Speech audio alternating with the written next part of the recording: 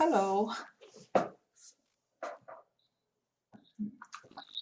Hi. Hi. Hello. Hello. Hello. Hi. Hi. Who's all here so far? Hello, everybody. Hi. Hello. Hello.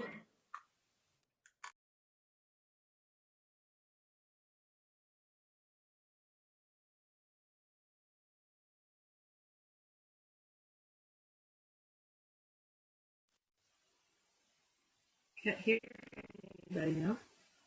Just have a chat amongst yourselves for a second.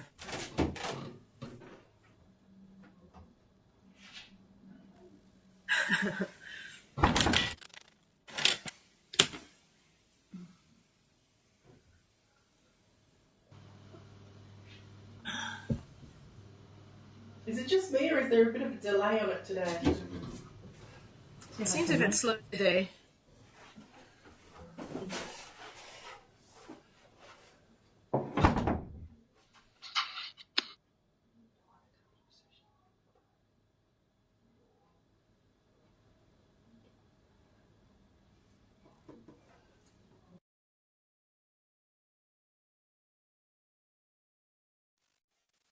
Well, it's Andrew that keeps going silent.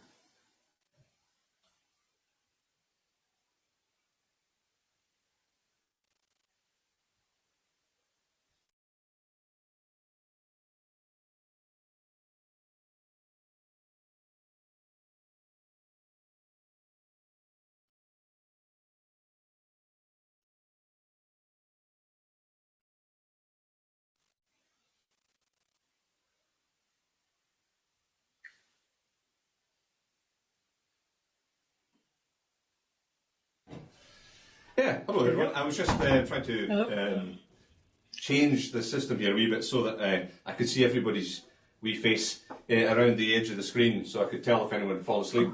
So, I haven't got that So to you work don't yet. fall asleep. Well, I'll try not to fall asleep. I remember there are apocryphal stories though of old professors, who've delivered the same seminar year after year after year, sitting in their seminar. The example I think was from the Celtic department. I was told, and basically all the students are sitting there and bored out their skulls as the professor drones on, and then they realise, hang on a minute, he's not droning on anymore. He'd fallen asleep while delivering his own seminar. So it can happen. But not today.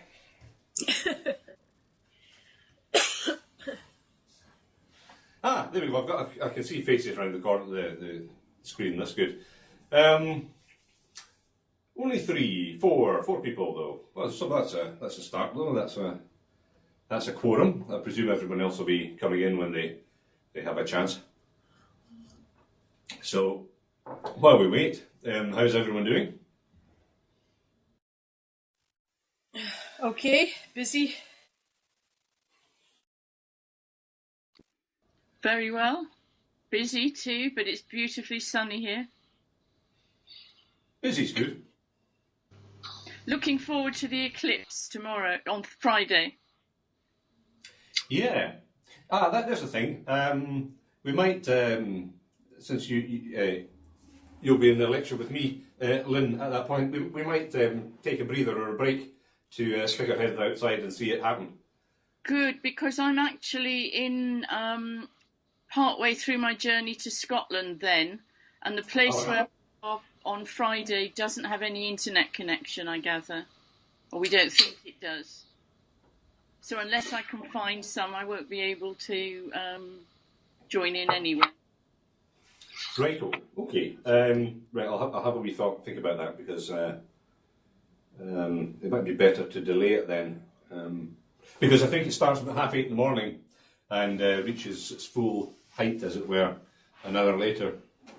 There's already a couple of huge cruise liners here in Lerwick, on their way up to the Faroe Islands for Friday, because the full eclipse starts just between us here and the Faroe Islands. It's about, I don't know, 100 miles or that way, I think, is where you get the 100% total eclipse.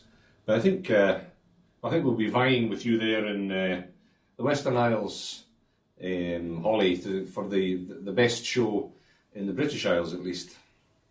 Yeah, I think so. If it's not cloudy, like I think it might be. I hope it's not. Did anybody see the aurora last night? It was supposed to be very good, wasn't it? It was too cloudy here, although I saw it the day before. Too foggy. It was really fantastic. It was really fantastic last night here. That's something you won't see so much down in Bavaria. No, we have about 15 degrees, blue sky and sunshine, and you can actually go outside in a t-shirt now. Well, you can do that here too, but it's just not advisable.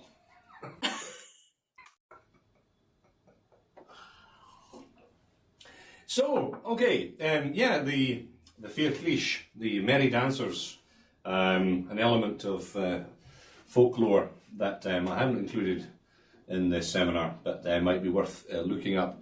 I think the ideas behind the aurora in both the Norse and Gaelic world were pretty similar.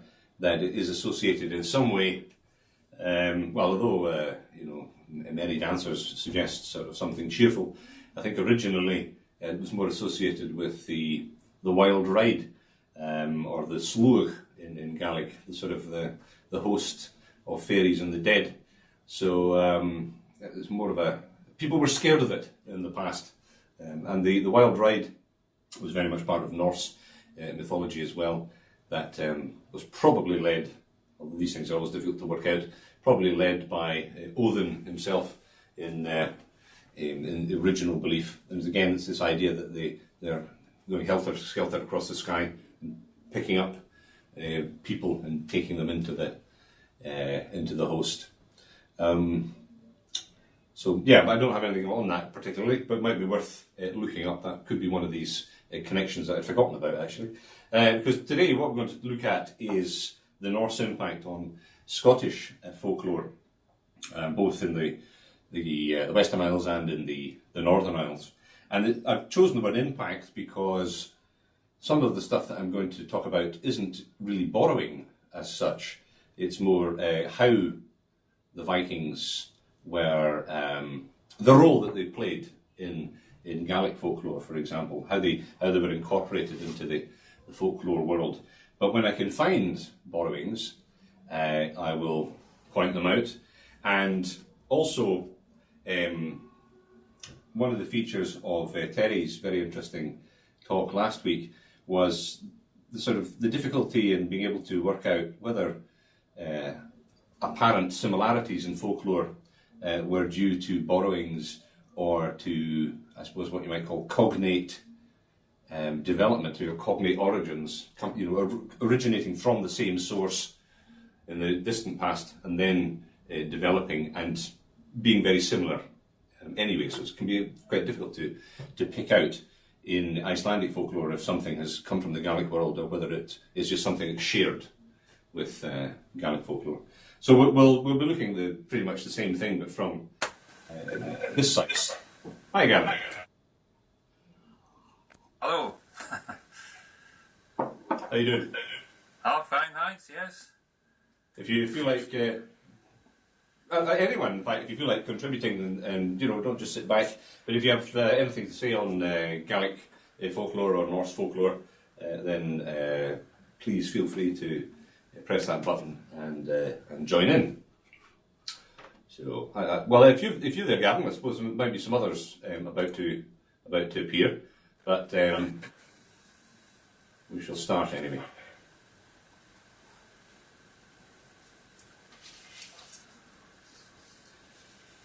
Somebody's got their microphone open, I think you. That's it.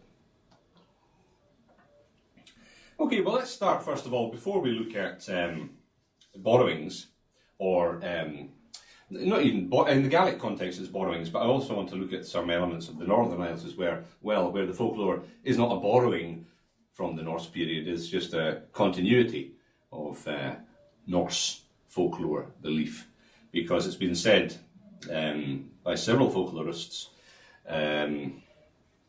including Bo Almqvist, the great Swedish folklorist who spent most of his career in Ireland, that the folklore of Shetland, for example, is Norse folklore. It's not, it's authentically Norse folklore. It hasn't been borrowed. It is just the type of folklore that was believed and practiced, if you like, in Shetland. But before we get on to that, let's have a look at what impact did the Vikings have on the folk tradition and the oral tradition of Gaelic Scotland.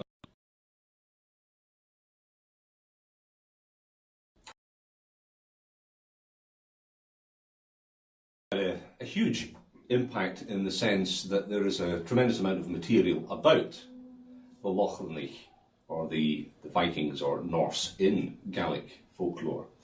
But trying to pick out the borrowings in Scottish Gaelic folklore from the Norse, that's a difficult thing. So we'll leave that for the moment. So let's have a look at the Lochlannach. Lochlann is first mentioned as a place. It's a place, Lochlann. It's mentioned in the 9th century in a couple of sources, including the Annals of Ulster, where in the 850s, Olaf, or Olaf, appears in Ireland, sent by the king of Lothlin, Leithlin, different forms of it, Leithlin, Lothlin in a poem, but his father is the king of Leithlin, which is interesting. It seems to be a real place in the Irish annals, the contemporary annals, but at some point it seems to lose its reality and becomes, just to cut a very long and well-argued case very short, it becomes a sort of a synonym for the other world in much of Gaelic tradition, in Scottish tradition at least. Where the original Leithlin is still very much debated by Viking scholars. There are those who follow O'Coroyne, Donegal O'Coroyne from Ireland, who suggest that Leithlin was originally the Norse settlements in Scotland. That's one school. But another school that say follows Colm Etchingham argues that in fact Leithlin was the old Gaelic name for Norway.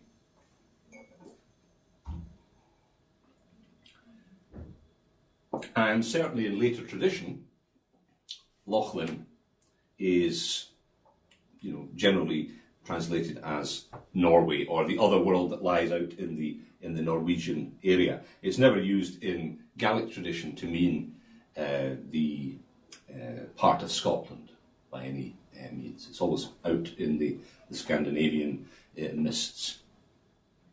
So although there's some debate about where it originally was, it does become this other world where the Viking raiders come from. And it becomes a very popular place to set epics and folklore events.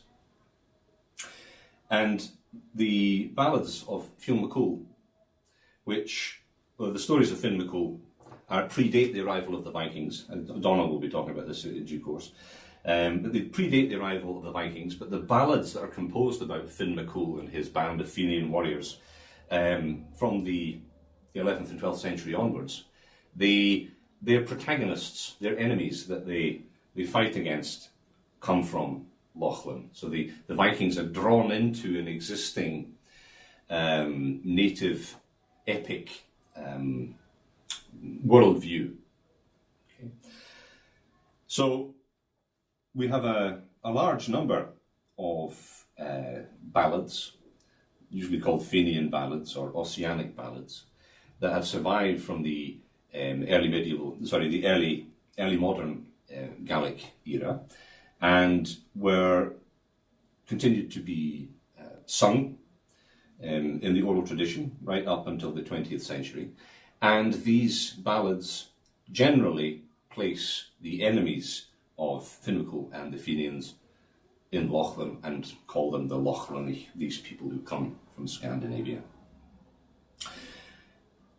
The ballads have been studied by many people, but I suppose the definitive work on the Lochlani in the Fenian ballads was done by Reidar Christiansen, who published his The Vikings and the Viking Wars in 1931, and that's still the sort of the definitive work. And he was looking at all the written forms of the ballads in early modern Gaelic. And there are about 12 ballads that he discusses. There are different versions of these ballads, but there are about 12 of these ballads' main forms. And Donald MacDonald, in his The Vikings in Gaelic Oral Tradition, was able to show that 3 of these 12 ballads that Christiansen had studied were still extant in fairly full versions in the oral tradition in Gaelic Scotland in the 20th century. And they have been recorded by the School of Scottish Studies, and several different versions of these ballads can be listened to on Toper and Dulcish, the Kistarich's site, where the oral material, the recorded material of the School of Scottish Studies is available online. And these 3 ballads that are still extant give us an idea of how the Vikings are viewed traditionally in Gaelic culture. And there are certain themes that you can pick out quite easily. They come from a place that is equivalent to the other world.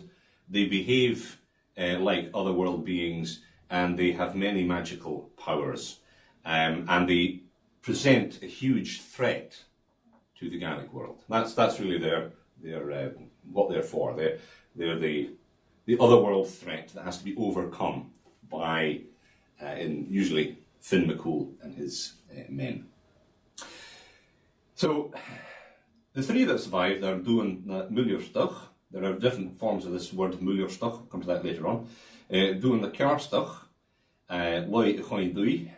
So that's the poem, if you like, of the Muilearstach, which is the sea hag, effectively, although the word does become a synonym for Amazon. The Dúin na Cearstach is the lay of the smithy, and the smithy is set in Lochlin, in this other world. And the Loi Choin Dui is the lay of the black dog, which is a huge dog that attacks, is sent from Lochlin. So, the first one, Dúin na Muilearstach. Sorry for coming over. Ross, hi there. Some problems. Hi. So the first one appears to be a Scottish Fenian ballad. It's much more common in the Scottish tradition than in the Irish. And it tells of this main protagonist, the King of Lochlin. The King of Lochlin is a major figure in these ballads. He's the one who instigates these events. And in this one, he sends this monstrous hag, this sea hag, to destroy all of Ireland. Often the Fenian ballads, although they're extant in Scotland, still reflect they're sort of localised, can be localised in Ireland as much as Scotland. And certainly the written forms of them that Christiansen looked at tended to be localised there. But that shouldn't worry us too much. But what's interesting about this particular hag, there's quite a lot of description about her. She's reddish-brown, with a blue-black face like coal, red teeth, one sunken eye in her head, pulsing quicker than the star in winter. So she's another one of these one-eyed figures. Terry mentioned hags last week, and a lot of this seminar is about hags and monstrous females of different sorts. And he was suggesting last week, if you remember, that the fact that there are so many hags and troll women in Icelandic tradition might be Gallic influence. But I'm going to argue the opposite. I think that the fact that there are so many of these figures, or so many of these hag-like figures have Norse connotations. So we'll come back to that later on. Anyway, he sends this monster to attack Ireland. I suppose you've got a metaphor here of the Viking attacks, the Viking raids on Ireland. And she is indefatigable. She defeats all the best of the Fianna, all the great heroes, until Fionn himself has to take up the cudgels, as it were, and he meets her and kills her in battle. The King of Lochlin sends a fleet to avenge her, which is also then eventually defeated by the Fianna.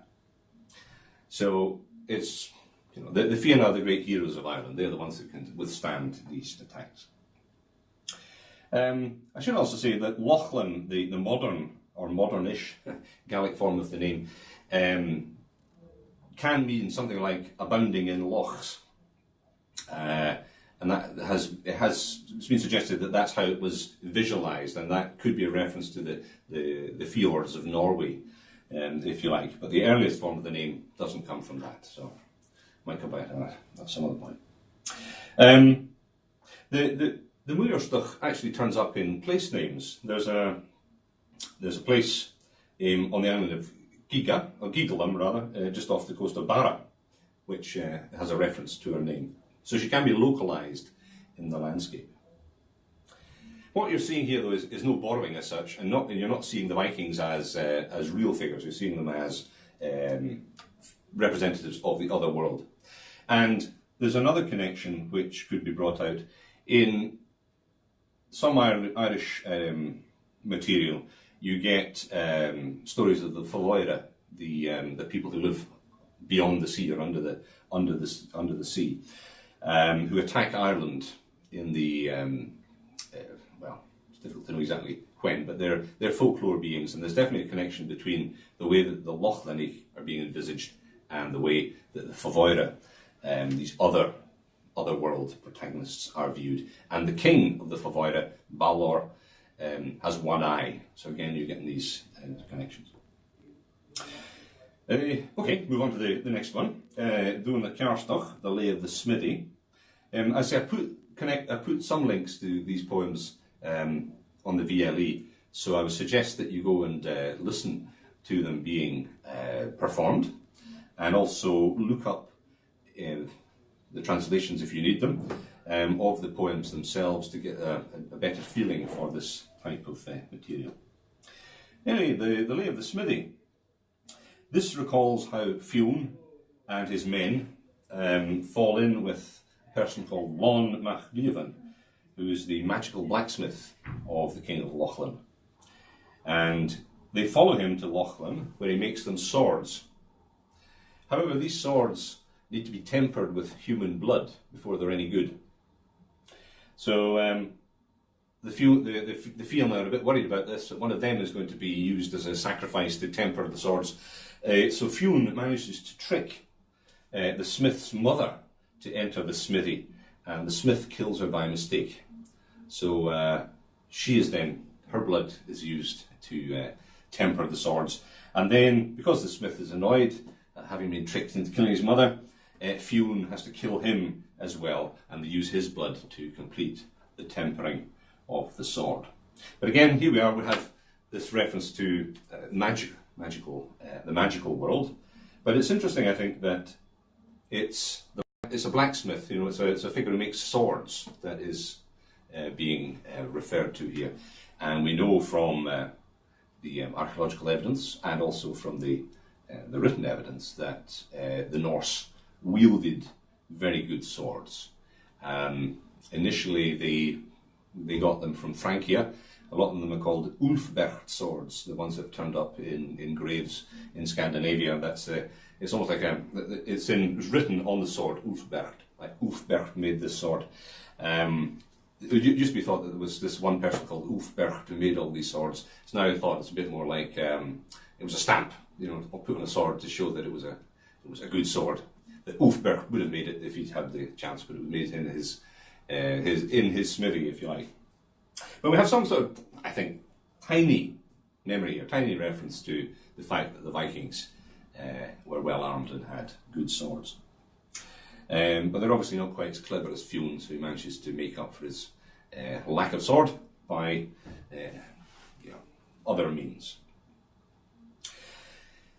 The Lay Coindu, the Lay of the Black Dog, is another one of these ballads where the Scandinavia is a source of attack and of danger.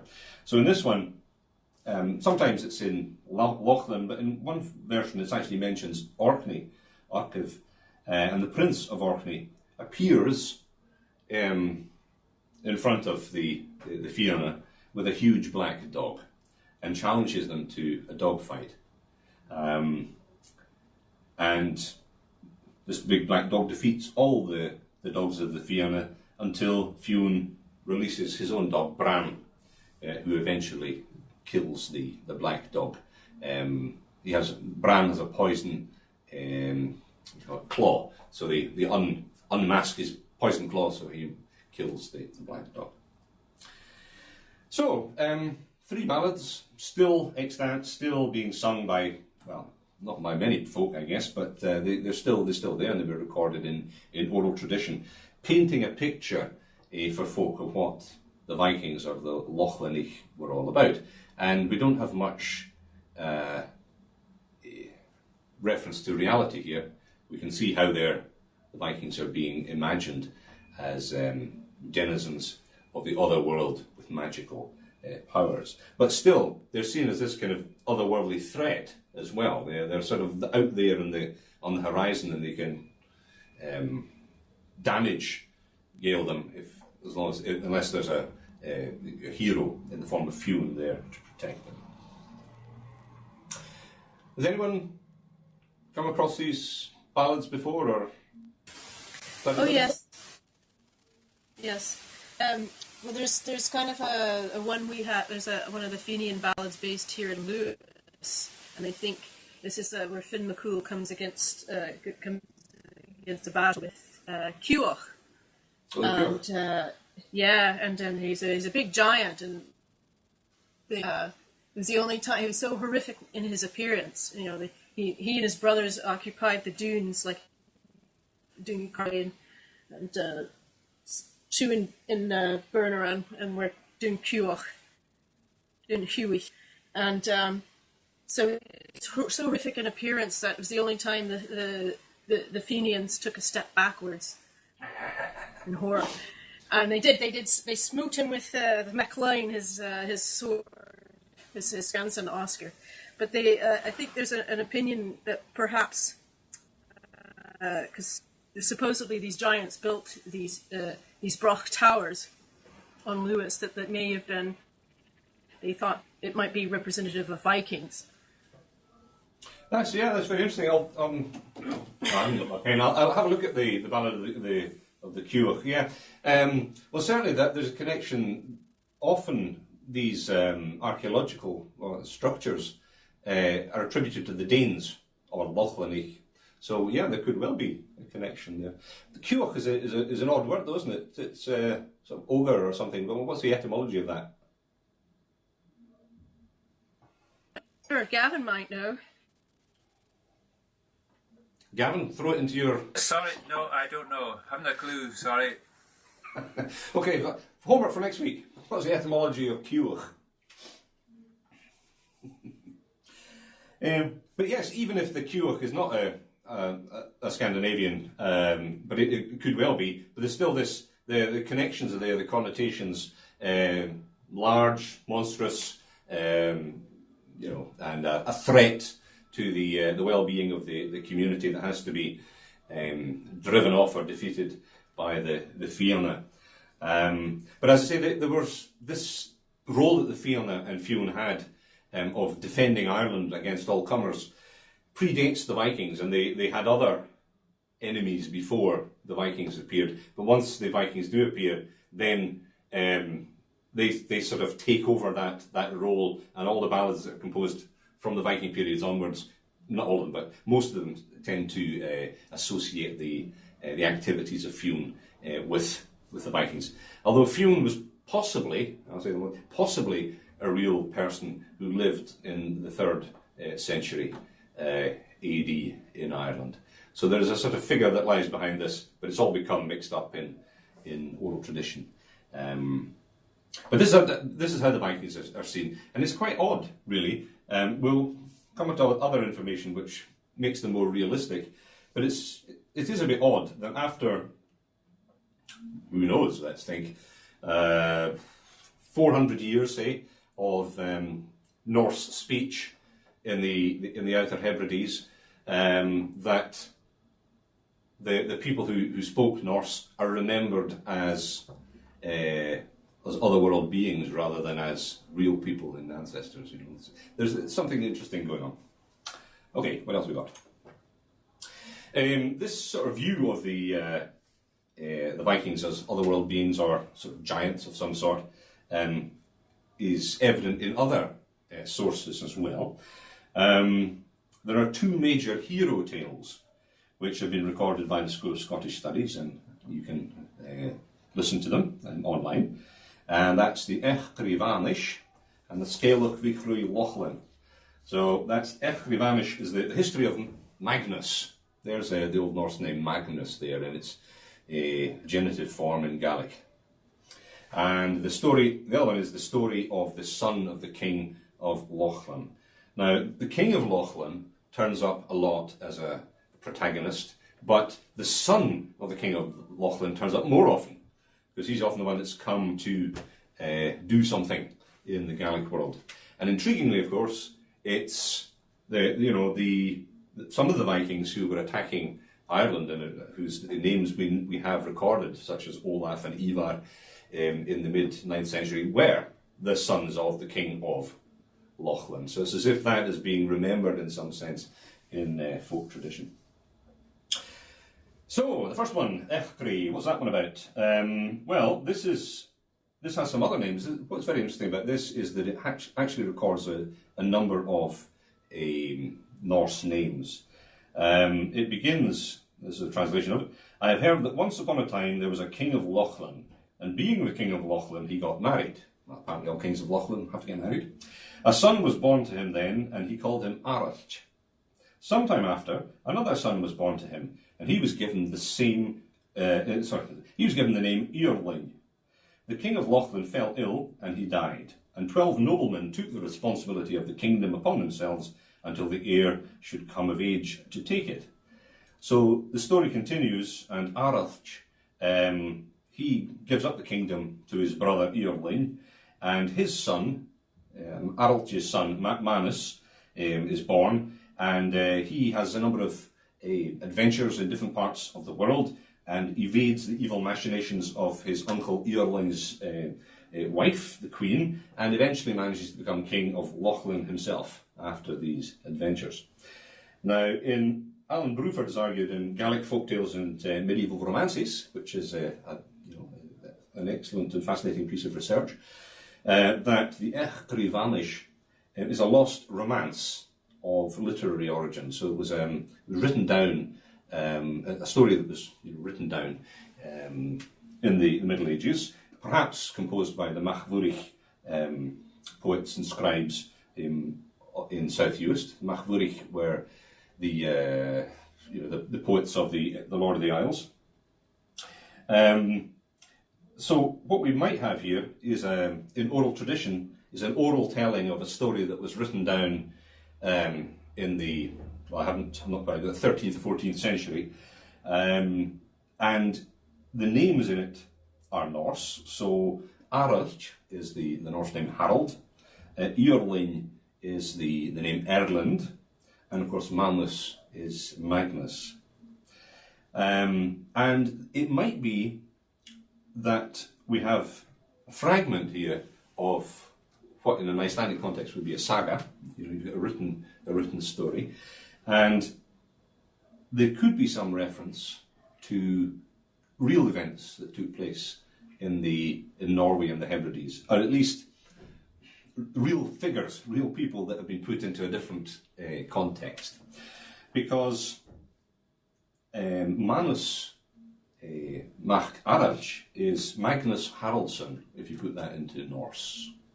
And there were two Magnus Haraldssons who were King of Norway in the Middle Ages, one who died in 1009 and the other who died in between 1142 and 45. And it's this latter one that's particularly interesting because, according to Heimskringla, Snorri's history of kings of Norway, kings of the world, well, the history of the world, but basically the kings of Norway, there was a figure called Harald Gilli who came from the Hebrides and spoke Norse very badly because he spoke Gaelic as his first language, and he undergoes the holding hot iron to prove who he is, and he's made king of Norway because he claims to be the son of Magnus Barelegs, who had led the attack, conquered really the Hebrides in the 1190s. So there is a real Harald Gilli, and his son followed him as king of Norway, as Magnus Haraldsson. So it's not beyond the... it's not impossible, should I put it that way? It's not impossible that Echrivanish is a reflection of a Hebridean Norseman, if you like, who done good by going to Norway to become king there, and his son becomes king as well. So we're not talking about Vikings here, we're talking about Norse, sort of a romance based in the Norse period of the Hebrides, which we haven't really looked at, but the Hebrides remained part of Norway until 1266. So in the sort of high Middle Ages, before 1266, the Hebrides were part of the Norse world. So it's likely that sagas were being written and that information was being exchanged with Norway and Iceland up to that point. So I would certainly like to see Echrivanish as a story based around this person, Magnus Haraldsson, the son of Harald Gilli. And of course, if that's the case, it means that there must have been more of this sort of material around in the Hebrides in the Middle Ages. And it's just that we're unlucky that that's all that's left, really. So Iceland's very lucky, it's got a huge number of texts written down, but it's not unlikely that scholars and scribes were recording Norse material as well as Gaelic material in the Hebrides, and that there's little fragments that are left. The fact that the Gaelic world might have been, using it in the bigger sense, that the Gaelic world might be producing sagas has been suggested for a while. It's the information in Njal saga about the Battle of Clontarf. It's been argued for a while that bit of saga was actually composed and written down in Dublin and then made its way to Iceland. So it's not unlikely that we have in this Gaelic Norse area that their sagas were being written and exchanged. Okay, well, what about the other one? The Scaelach Victory Lochlin. Well, we have a hero. In one version he's called Manus again. Manus is a popular name for the Norse when they're named in this material. But it's not a great story in the sense that it hasn't been, as far as I'm aware anyway, tied to a potential real person. It's a version of the Strong John folktale. So he's suckled by a supernatural woman, which gives him abnormal strength, and he's a mighty person, this son of the King of Lochlin.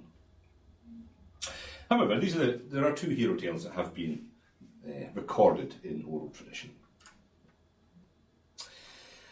Local legends. Well, these are probably the source that the Lochlinic or the Vikings turn up most frequently. There are lots of local legends around the Hebrides and the west coast that have Lochlinic as the source, as it were. But again, they tend not to be real in a sense. They're much more like folklore, folk tales and folk beings that are being discussed. John Shaw. Now, if you can get hold of this, John Shaw,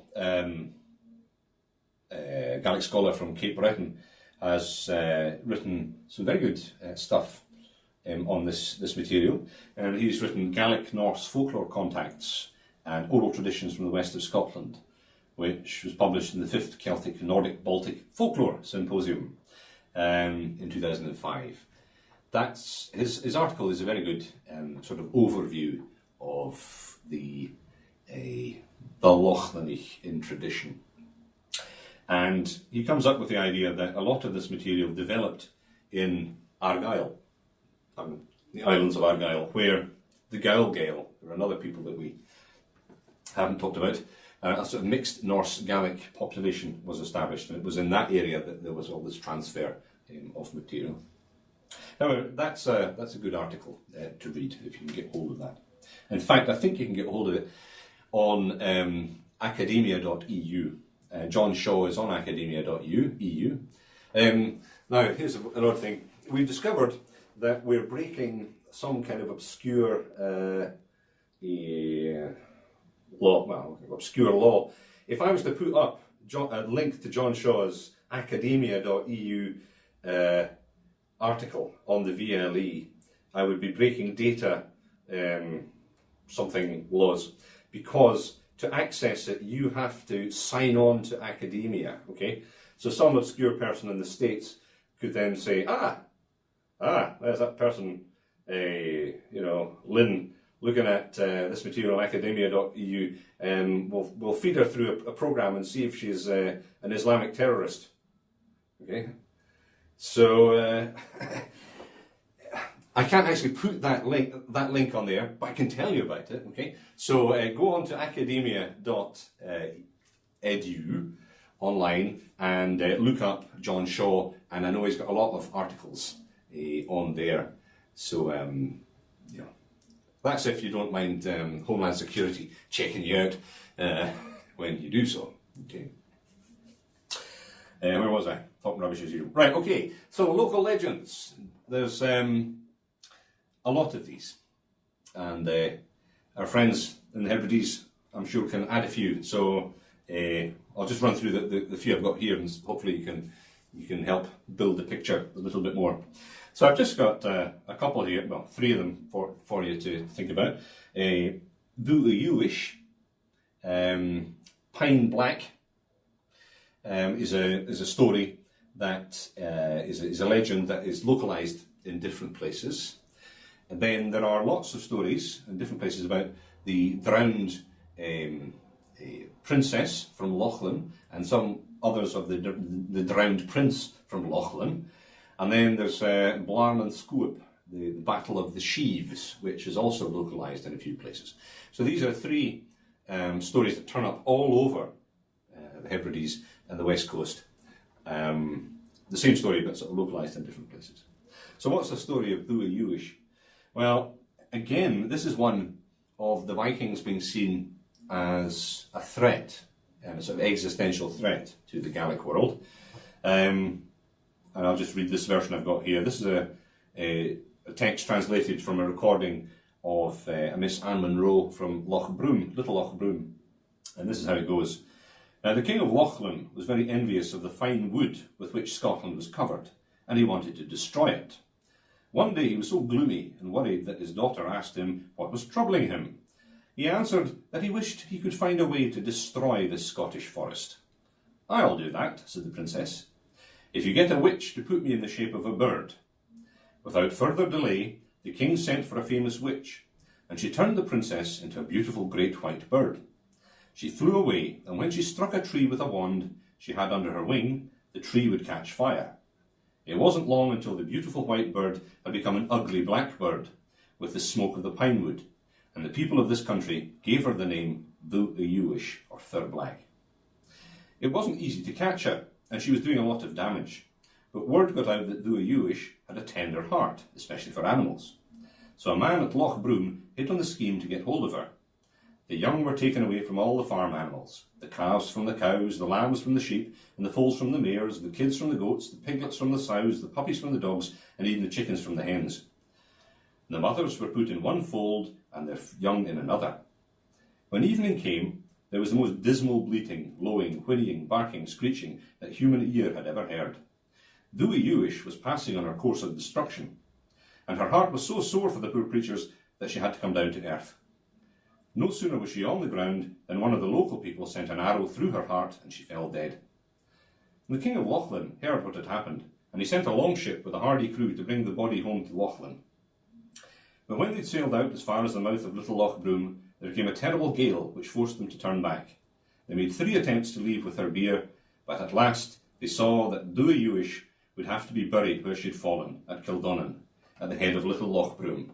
A beautiful green hillock is pointed out there as her resting place. So, what we've got here?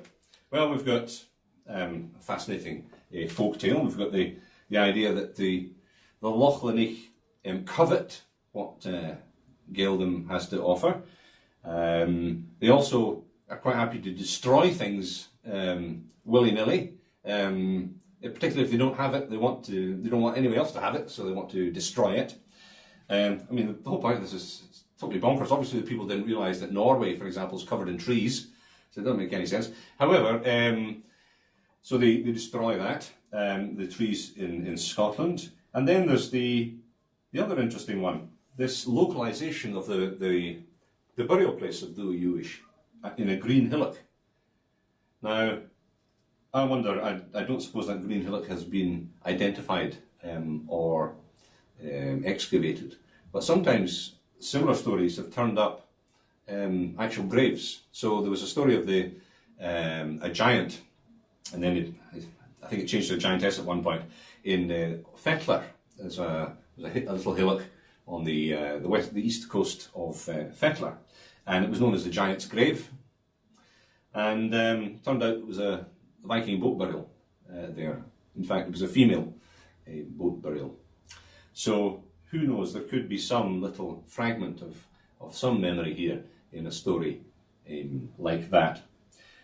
But of course, the basic theme is just destruction. Lochlanich come and destroy things. Okay, the next one, the Drowned Princess. There are lots of different versions of this, but the most famous one is associated with Howmore and Toamore in South Uist, which is the site of a medieval church, burial ground, possibly even, well, claimed it was a university, but I think that's stretching it too far. But it's a very important church site, and it's supposed to take its name in tradition from the drowned daughter of the King of Lochlan called More, who is buried in Howmore. And the story, well, according to that, is that the spirits of the dead leave their graves every night and travel back to their homes, as it were. And a woman is visiting the graveyard, and she sees all these spirits going away, and she sees them all coming back. But there's one grave that's still left open, so she has her spindle, for spinning, and she puts that on the grave, and the ghost comes back, and it's More, and she can't get into the grave because the spindle's there. So the woman asks her where she's been and who she is and things like that. So More says that she's the daughter of the King of Lochlan, and that's why she's the one that's come back last, because it's such a long way to Lochlan, and can she please go back into her grave because she's quite tired now. So in return for the woman taking her spindle away from the grave, in different versions of the story, More offers her different things. So in one of them she says that when she was drowned, her casket, her jewelled casket, was drowned with her, and she tells the woman where she can find it. And in another version of the story, she's directed to a stone with a hole in it, which gives you second sight. And in that version of the story, the woman who has done this to More turns out to be the mother of Coinachor, the Bran seer, who's the great legendary seer of Gaelic tradition. So I don't really know what to make of that, other than the fact that Lochlan is far away, but again, it's associated with magic and the supernatural, and More is an important figure. The distaff, that's the other word, that's the word I was looking for, not spindle, it's a bit boring. The distaff is interesting, actually, because there's Well, connotations to do with the distaff. It seems as if the distaff is stopping the spirit going back into the grave. There's discussions about the practice of magic in the Norse world, and one of the ways of practicing magic was a woman's magic called seder, which seems to have been something to do with spinning out a thread as well. And the people who practice seder, the vulva, the female practitioners, they seem to be able to communicate with the dead.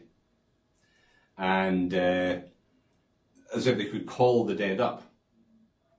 And then, of course, we have the stories of from other traditions like Latin and Greek traditions of the fates who are spinning out people's lives. There's something there.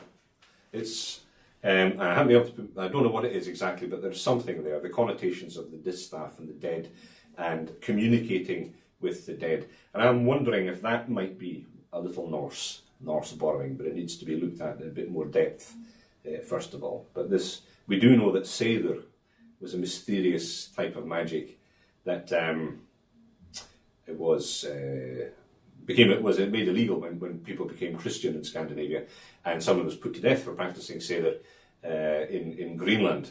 Someone was actually our best description of the practice of Seder actually comes from Greenland, where a woman was asked to explain how to actually practice this form of magic. But yes, distaff, very interesting, very interesting. I mean, why would you not? Normally when you want to stop a supernatural being, go to a place or do something, you use iron. But why distaff? I think it's Norse, possibly Norse, or cognate. That's the word of today, cognate. Right, okay, Blarn and Skuop. This is a one that is found in a few places, but the main localization of this is in Tiree. And the Tiree version is, the last time the Lochlanich invaded Tiree, they came ashore at Port Vistug, the Green. They were met by a group of islanders busy harvesting, who fought them off with the only weapons they had, the sheaves in their hands. So they were harvesting and they hit them with the sheaves of corn. That held the Vikings off just long enough for Kultje and the Fenje, Kultje is the fast runner of the Fianna, to run to Dún Morachullish, which is a Tiree Broch, where the Fianna have got their weapons hidden. Don't know why they're hidden there, but anyway, that's where they are. And he gathers all the weapons and rushes back and hands out all the weapons, and all the Vikings are slain, and they're buried at Loch na Cruachan in Cornick Moor. Now, this could be a story associated with Viking graves, because the Viking cemeteries do turn up in the Hebrides. So it's possible that we do actually have a Viking burial site at Loch na Cruachan, and this is a story associated with it. Okay, but I'm sure there are other local legends out there in Skye and Lewis. Any others that you've got?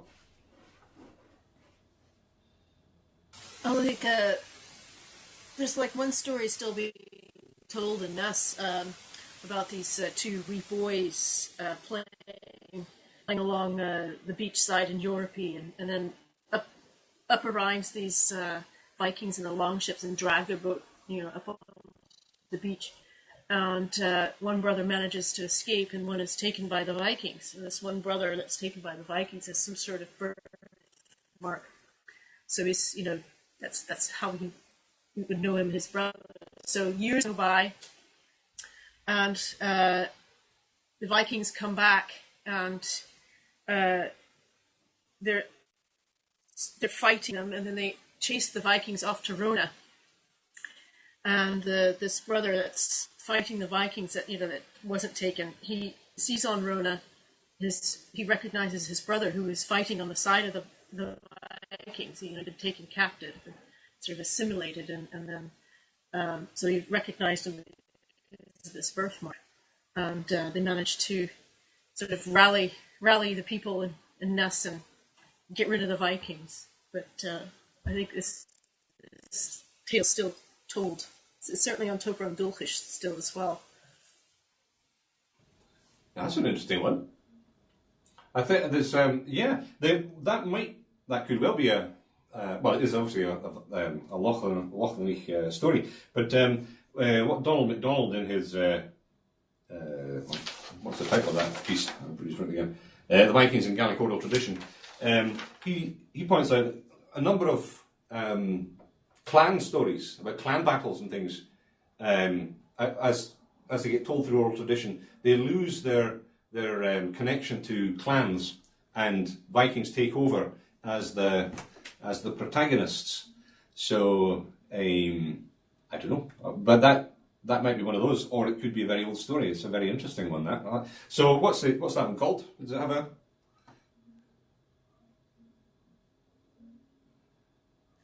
I'll have to look the title of that up again. I mean, that's the basic gist of it. Yeah, that's really interesting. That there was another story about Ness that I saw. That what was it? It had a Norse Torkel MacHorkel or something like that. It was supposed to be he dropped Rona and Solskjaer out of a bag that he was carrying on his way down to the Hebrides. So, but I didn't take a note of that because I forgot. But there are a lot of these funny little stories hanging about. Yeah, interesting. Be good to collect them. Gavin, do you have any from Skye? I don't know of any from Skye. There's one I've heard from Nan McKinnon in Battersea told, but it's quite similar to it's a bit more modern than Blarney Scoop. I think there was a shepherd who, in Battersea, he saw a Viking ship approaching, and he went and gathered everybody, and they went off picked up their spades and their whatever they were using at the time, and they, of course, fought off the Vikings, and they killed them all, and they buried them under a cairn. And apparently until recent times, any small boy, anyway, that was going past this cairn was told to put a stone on it, or else the Vikings would get him. But it's just the same. The Vikings are a kind of generic enemy, aren't they? And even in that story of Du Jewish, it's a kind of explanation of why the hills are not covered in trees anymore. That it must be the Vikings to blame.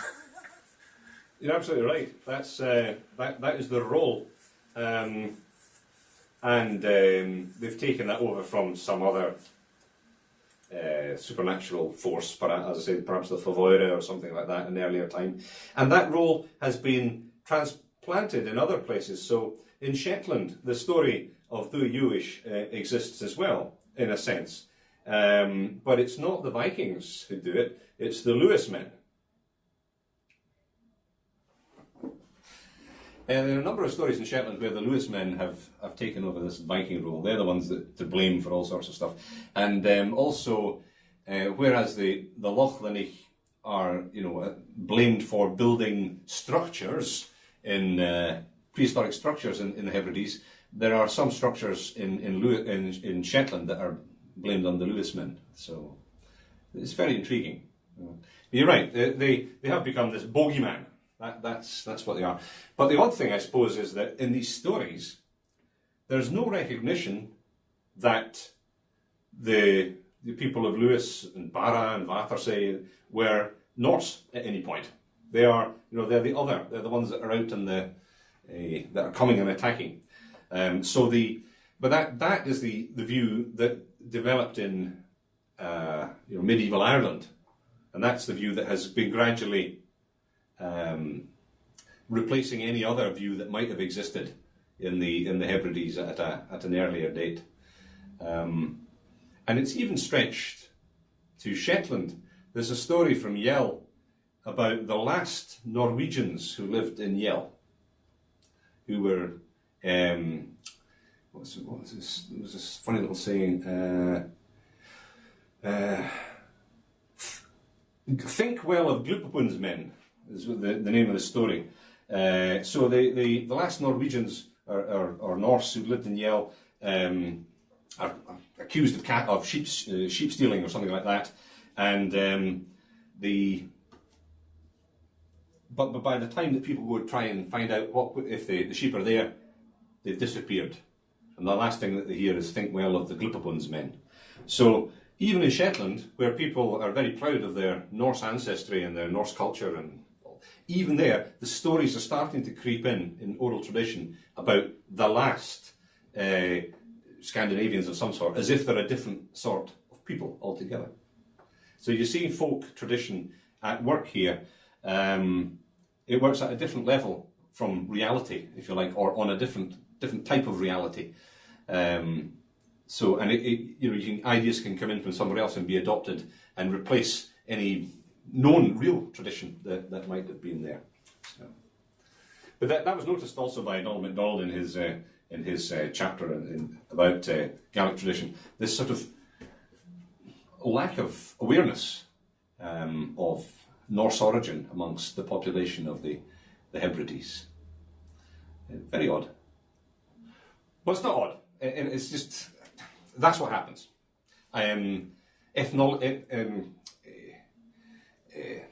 Ethnic origins can be lost quite surprisingly quickly when cultures change and new identities are formed. The old one can disappear, and often what can happen is that the people that were there, your ancestors, if you lose a sort of an understanding that the people that were there were your ancestors, they become something else. So they become otherworld creatures or a different type of person. Because one of the things that does happen is that people that had a different culture, even if they were your ancestors, if your culture changes, they start to get associated with the other world, and you lose connection with them. That's not to say that people of Gaelic Scotland didn't, at another level, have an awareness of Norse identities or Norse origins. We'll come to those just in a second, but at the level of ballads and oral tales, it does seem to have been lost. We'll come to that in a second. Ooh. Here's the thing. Just realised I haven't shown you any of these. Stupid me. So you'll be wondering, those with the Gaelic have got no problem thinking, I do you wish. Those who with no Gaelic will be thinking, what on earth are you talking about? Should have said if you, speak up. Anyway, I'll just go back just a wee second. Hang on. But I was going to listen to the recording and just rewind it till I picked it up. Yeah, that's one way of doing it.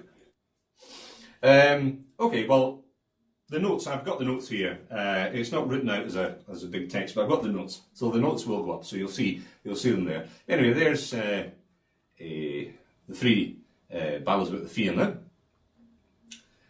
Mind you, unless you know how to pronounce Gaelic, it probably won't help you very much. There we go. And then we've got the hero tales. The name Manus.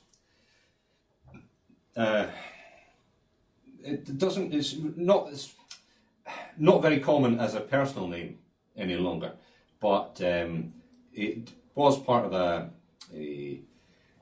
sort of a clan name, Machvanish. So, but we'll come on to personal names in another seminar when we're going to look at the Gael-Ogli and various other mixtures. Okay, but that's the word there for Scandinavia, technically, but we'll just call it Norway at the moment, in Gaelic tradition. Lochlin. There was a belief at one point that this might be some kind of reflex of the Norse place name Rogaland, but that's gone out of favour because R's and L's don't usually work that way. So although R's and L's can be replaced, not usually at the beginning of words. And the earliest form of the name is a different form, is Leithlin. Actually, I should have said even the earliest form of the name, Leithlin, in the Old Irish annals, is also looks like a strange poetical name, because Leithlin can mean, there's various possibilities. It can mean a sort of like muddy loch, or it can also mean a sort of beer loch. And so it's possibly the Old Irish form of the name is an Old Irish version of an existing Norse name that they heard and they misinterpreted. But they, over time, got even more and more misinterpreted until it turned out as Lachlan. Okay. Lots of blood, or ink rather, has been spilt in trying to work out the etymology and the roots of Lachlan. Why did I want to put that in? Oh yes, for some reason. That's out of position. It doesn't really matter. Just to show how the Lachlanich have become otherworldly beings, it has been recorded that the children of the king of Lachlan, under magical spells, were the seals.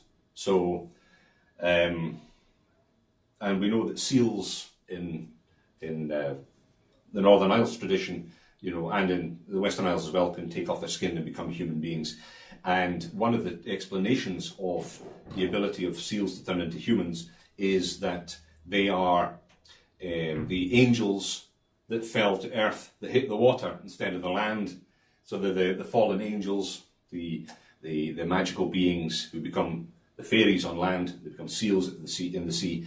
And this has been taken to a further extension, and the children of the sons of the king of the children of the king of Lachlan have been identified as these magical beings as well. So you can see how far the Vikings have gone in traditional belief to becoming the transformed children of the king of Lachlan.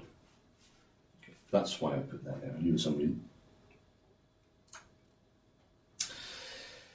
Right, I was hoping to get hold of the Dewar manuscript, but I haven't been able to. So you'll have to try and find that for yourselves if you want to look up a little bit more about the Lachlanich in clan histories. The Dewar manuscript was collected in the 1860s by John Dewar.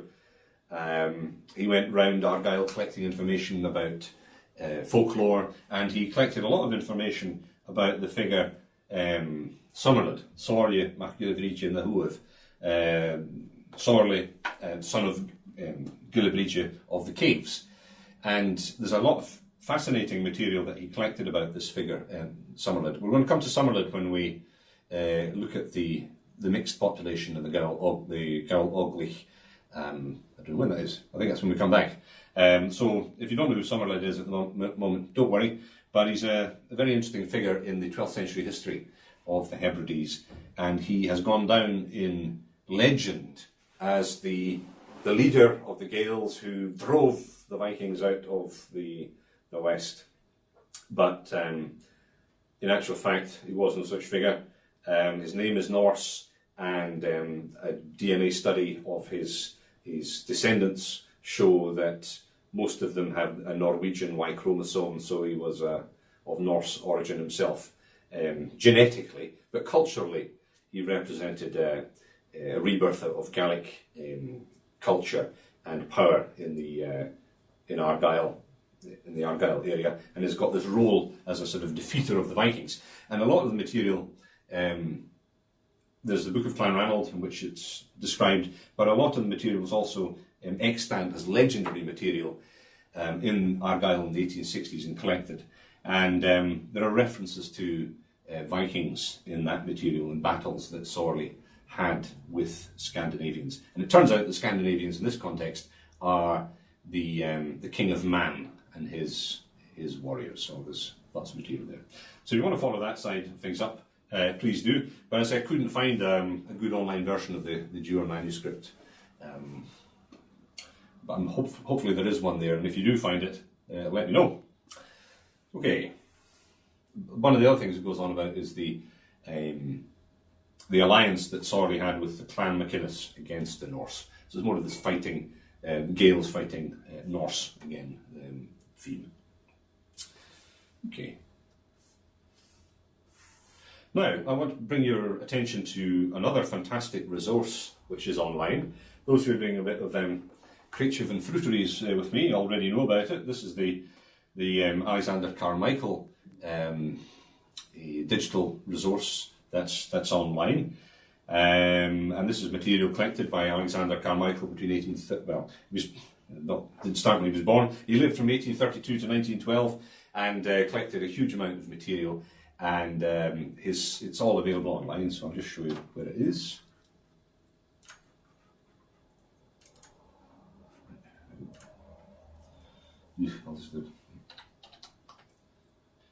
For those who'd like to carry out some original research on this sort of material, because this is the stuff that hasn't been published as such.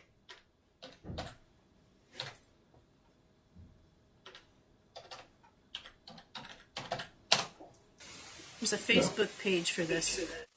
Facebook page might be easier, yeah.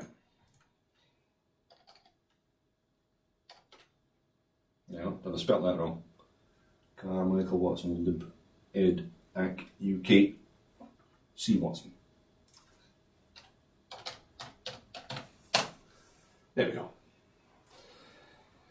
Now, some of this material has been published, but an awful lot of it hasn't. And there are references to the Lochlannich, the Norse, in this material.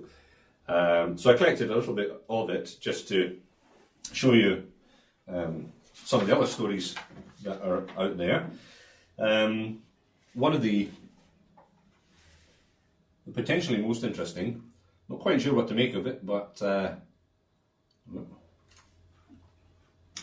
it's very intriguing nonetheless.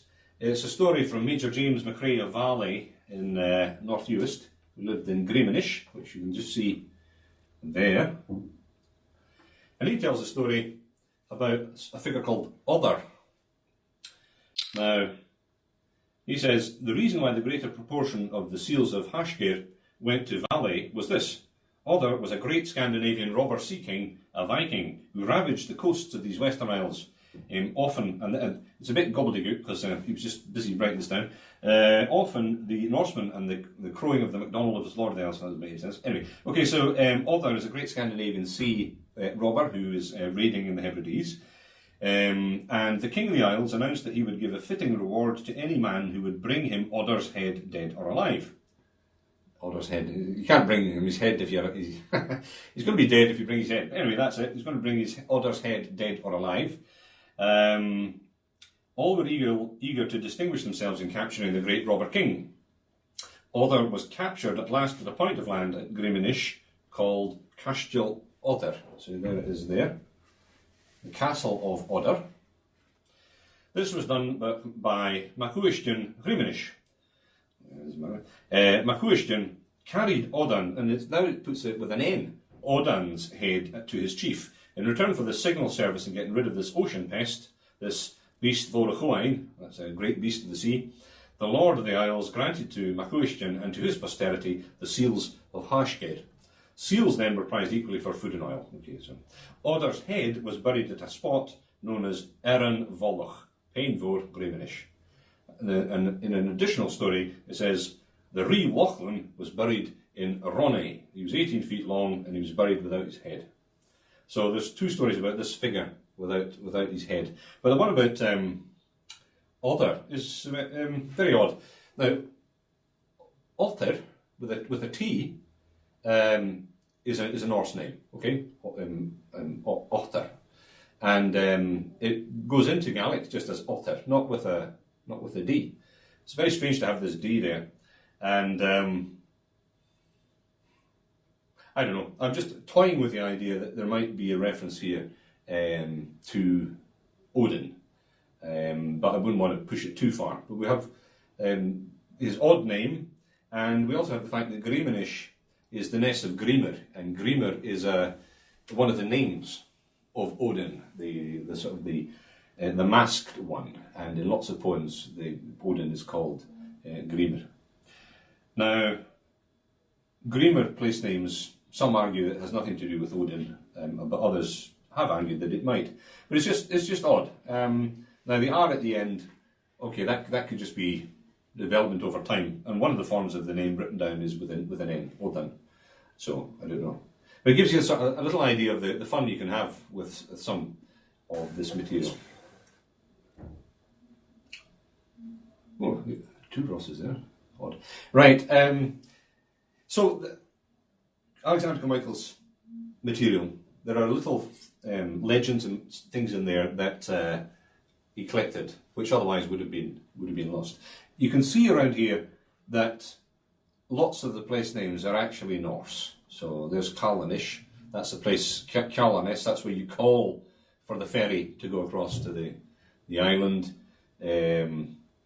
Sker, well, that's a borrowing from Norse into Gaelic, Skerry. Orjaval, well, Val is, the first bit is, but Val is Fjall in Norse.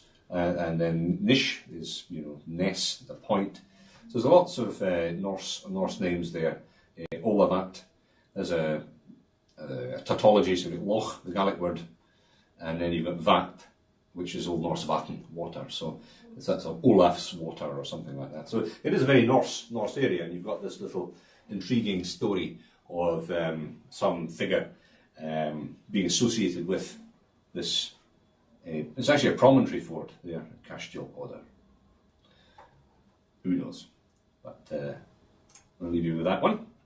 There are other stories of Vikings in the Outer Hebrides that were recorded. So in North Uist, there's the hill of Unjeval. Val, again, is Fjall, or Fell, the mountain. And the story is, it's that Una, the daughter of the king of Lochlin, another one of these figures, that she said that the stones, the Clacha Corach, the standing stones on Unjeval, were worshipped by Una and her army. And any of Una's men who were guilty of a crime were made to collect the stones of the barps. Those are the bronze, this megalithic stone burial chambers in North Uist, which is a Norse word as well. And they had to collect that. I don't know whether they were supposed to take it up on the mountain or not, but it seems to be the stones on top were anyway associated with this Una and are supposed to have been worshipped by her and her army. Now, Unr is a Norse female name, so it's possible you've got some little reflection of something here. And I think it's in Laxdale Saga, Auther, the deep-minded, she's actually called Unr instead. So I'm not saying this is a reference to her, but it is a Norse female name. So we've got some little fragments of things poking through. One thing, despite the fact that in a lot of tradition, any connection with the Norse seems to have been forgotten, the one place where it is remembered is in genealogies, so genealogical material. Then there's people are quite keen to claim descent from Lochlanich of one sort or another. So again, we could go into this in more depth at some other point. I think I will do in this later seminar. But just from the Carmichael material, he records that the Macaulays are descended from Aulach Gerach Machri Lochlin. So that's Red Olaf, the son of the king of Lochlin. And he was Olaf Gerach had the Outer Hebrides, according to Carmichael's source. And we know that the name Macaulay is the son of Olaf. It's one of these names, personal names, that were continued in use in the Hebrides. So it is the son of Olaf, and this Aulach Gerach is probably, if we can reflect on other times where Olaf the Red turns up, he's probably Olaf Guðrúðarson, who was the king of Man, who died in 1153, who was an important historical figure in the history of Man and the Hebrides. And in the 12th century, the Outer Hebrides were part of the kingdom of man, as were the Inner Hebrides, but we'll come to that in a moment. So Olafur is an important figure, and he also turns up in the stories about Somerled as well. So there's definitely something going on in the mid-12th century. We're not talking about Vikings here, we're talking about people who were of Norse ethnicity and were regarded as such by their contemporaries. And as I say, this is not unique. The MacLeods as well, they also claimed a Norse origin. And there's a lot of work being done on the various genealogies of the MacLeods that have come down to us. And William Matheson wrote a very interesting paper on the MacLeod genealogy, which identified the original ancestor, the most likely historical ancestor of the MacLeods, as an Ulfr Rosta, who turns up in Orkneyinga saga. So, and in later poetry, in praise poetry, the MacLeods are praised as being Lochlanich. So again, we'll come back to that later on in the other seminar, but the Lochlanich are the evil other when it comes to folk tales and the ballads. The Lochlanich are heroic ancestors when it comes to genealogical poetry. So you get two different things going on here. And of course, genealogical poetry, that's elite stuff. You know, this is the stuff of the elite. This is where the chiefs are claiming their ancestry goes back to. What the ordinary folk believe in singing their ballads, well, who cares what they think? But according to the elite folk, descent from the Lochlanich is a good thing to have in your ancestry. Okay, so we'll come back to that later on. What else have we got? Yeah, so there's lots of little bits of information in Carmichael online to have a look at. So I'd recommend it. Sometimes it's a bit difficult to interpret though, because you have the text, like a photograph of his notebook scribbled out, and then you've got the text written, sort of printed out beside it. And he was writing sometimes in English, sometimes in Gaelic, and sometimes in sort of macaronic mixture of the two as he was recording what people were saying. So you have to do a bit of interpretation with the stuff. There's the site of Homor associated with the story of Mor, and the place name in Poa Mor. It either comes from, it does come from a Norse word, and both are associated with ritual places. It could be one of the few Hof place names that in Scotland. Hof is sometimes translated as pagan temple, but was really more likely to be a sort of a hall, longhouse that was used for ritual activities, like slaughtering animals and things like that. And then Haugur is usually what Haumor is taken from, is the Norse word Haugur, which means a mound, a burial mound. And of course, the story of Mor would link into that, wouldn't it? He was buried at Homor.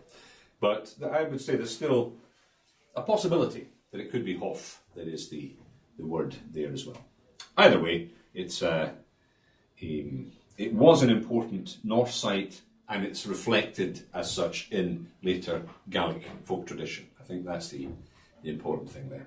So I suppose the lesson from that is, in a place where you don't have an important, obvious site, it doesn't mean that something, there isn't a connection to something in the past, but there isn't a real kernel of truth somewhere in the folk tradition lies behind it.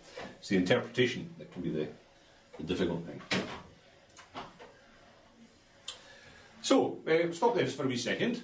I'm sure you're itching to say something or exhale, or I don't know.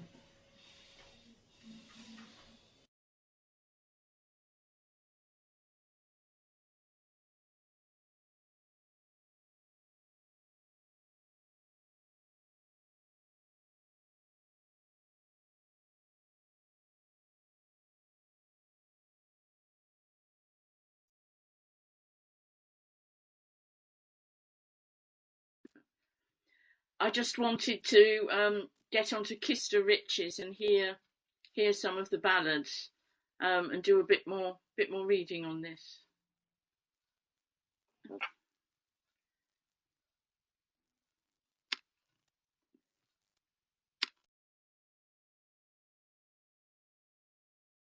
Your sound's turned off, Andrew.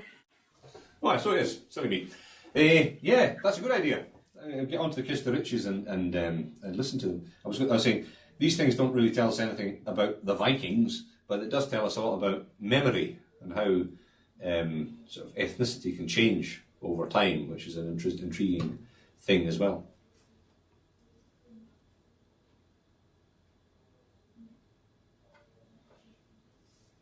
Okay, well, if no one wants to say anything else, we'll do a bit more.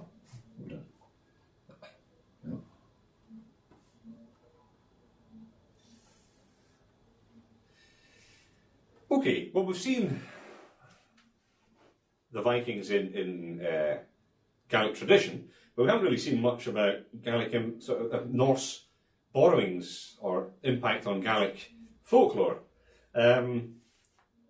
That's because there isn't really, it's very difficult to identify elements of that. But I've got a couple of things here which I think do show Norse influence on Gaelic folklore. And I suppose we must imagine that there would have been a lot more when the two societies were joined together and mixing in the Hebrides. And I think one of the reasons we don't find so much identifiable Norse material in Scottish Gaelic folklore is that the Gaelicisation or re-Gaelicisation of the Hebrides was a very intense affair. And it overrode a lot of this material.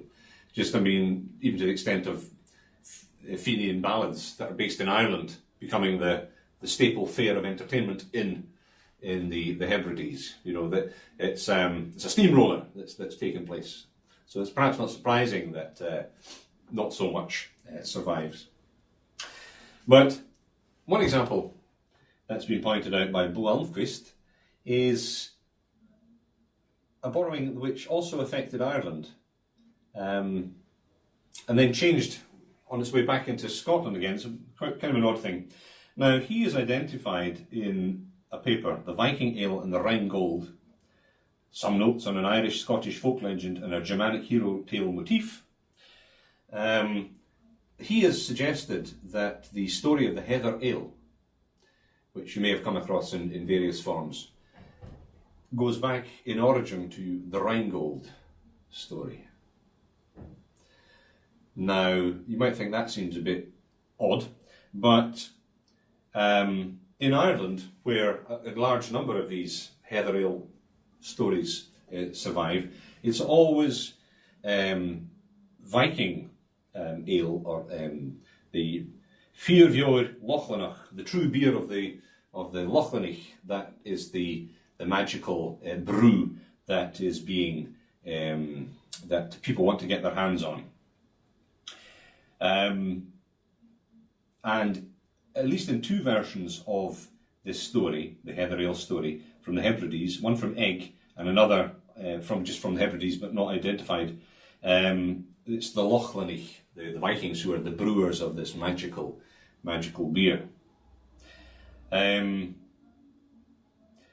Now, the reason that Almquist thinks that there's a connection is that in the Heather Ale story, the main purpose of it is there are the two last people of whatever culture is being discussed, who have this secret that the others want to get hold of. So they take these two people, these two in all the Irish versions, these two Lochlanich prisoner, and they want to know the recipe for their beer. And it's usually as a father and a son. And the father, he tells the people that have taken him prisoner that if he kills his son, he will tell them, and let him go, he will tell them how to brew this fantastic beer. And of course, then they kill the son, and then the father laughs and says, you might have been able to force the recipe out my son, but you'll never get it from me. So then they kill him, and the recipe for heather ale is lost forever. Okay. Now it's that particular motif that Blomqvist connects to stories about the Rheingold in the Atlakvida, which is an Eddic poem, which tells of how Gunnar and Hogni were captured by Atli, king of the Huns. And Gunnar says he will only tell Atli where the Rheingold is hidden if he kills Hogni and brings him his heart on a plate. So eventually, after a stop and start, Hogni is dispatched and his heart is brought to Gunnar. And then Gunnar says, that's good. I'll never tell you where the Rheingold is hidden.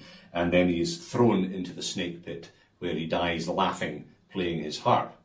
And in some of the Irish stories, the father dies laughing when he's played this trick on the others. You might think there's quite a long way stretch between the Rheingold and beer, but it's the motif of that's the important thing, and the connection with the Scandinavians in all the Irish versions of this story. So it could be a motif that's borrowed over into the Gaelic world, and then because the Rheingold means nothing to the Gaels in particular, but the good beer of the Lochlanich does, then it's changed from one thing to the next. And we do know that the Vikings produced a good beer, because in Ireland there were traditional names for beer. So there's Curin, which can be used nowadays to mean a sort of a feast, and Ljaun, which is the modern Gaelic word for beer, but that was an old word as well, and there's some other word which I've forgotten. But so the Gaels did have a word for beer, but in Irish they borrowed the Norse word bjór for beer, which means that there must be something about Viking beer that was particularly interesting. So they gave up their own traditional beer and borrowed the word and the Viking beer. So it was a feature of borrowing that they liked. Okay, so it's not much to go on, but you do have this motif. So you've got the Rheingold converted into Viking ale. The complexity for Scotland is that most times this story is told about the Picts, but that seems to be a later development. So the Vikings are taken out of the picture and they're replaced by the Picts, but it's the same story that's being told. And the brewery in Alloa has followed up on this story and has now produces Frugh, a very nice heather beer. Okay. Another little bit of evidence of connection is the story of Surly or Serlus Machri Berive. Now, this again is a tiny little fragment, but that's all we've got to play with at the moment. Bishop Bjarni of Orkney, who was a bishop in the mid-12th century, wrote a poem, the Malus Hartakværi, and it's about the fickleness of woman. He's in love with a woman who isn't in love with him and goes off with somebody else or something. He doesn't manage to win this woman's heart, okay? And the poem is a strange mixture of proverbs and allusions to women in heroic poetry and allusions to thwarted lovers and various sort of things. This is the 12th century. You must remember that although Bishop Bjarni is a Norseman living in Orkney, ideas of courtly love and everything are starting to come into the northern world at this time. So he writes this very strange poem, but in it he references, amongst others, a person called Surly, and he says, Surly sprak of gildri thrau. So Surly burst from his great longing. And the first bit goes, least of all, one can try one's strength against the sea, Surly burst from his great longing. I mean, it doesn't refer to anything else more than that.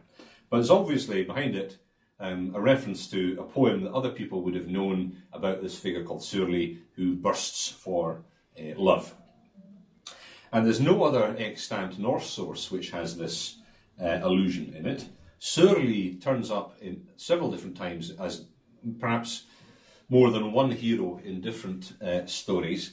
Whether there was only one hero called Surly at one point, nobody really knows, but certainly the name turns up a few times. But this is the only reference to him bursting for love.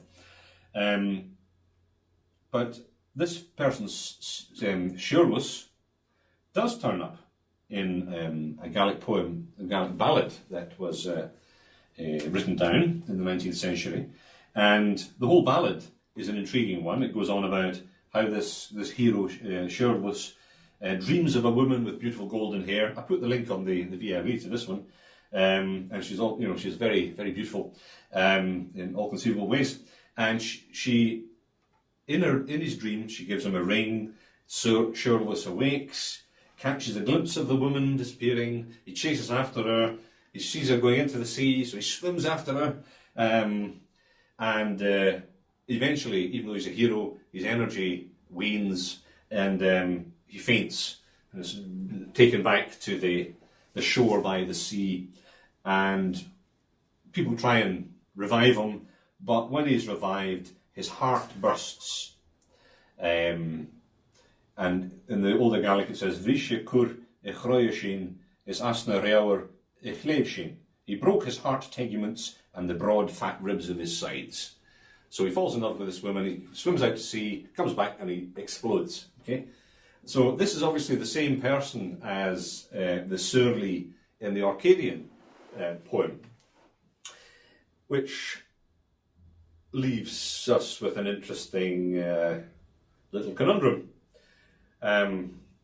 Is this a Norse borrowing into Gaelic? Is it a poem, written in Norse, or a figure, a Norse hero, turns up in a Gaelic poem, or is it the other way around?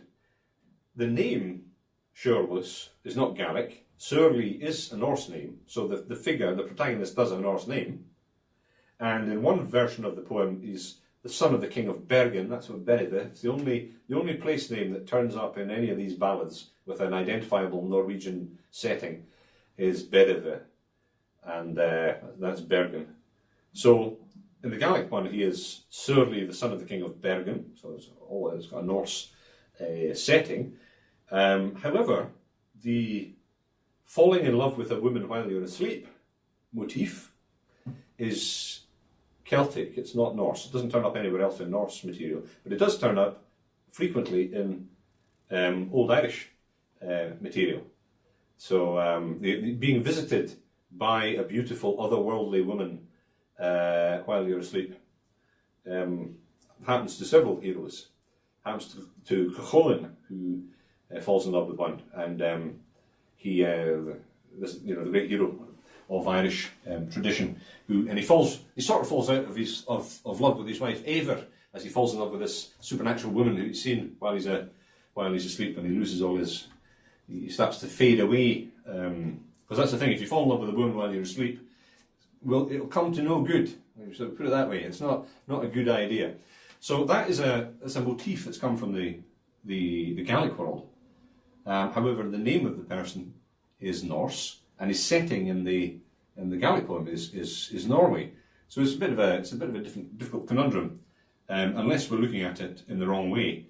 Maybe this is, rather than seeing this as Norse influence on the Gaelic world or Gaelic influence on the Norse world, what you've got here is one of the few examples of the mixed cultural milieu of the Hebrides in the Norse period. This is what you would expect to be there. A mixture of Norse people and Gaelic motifs and everything mixed together in a new concoction. And I think that's how I would see this.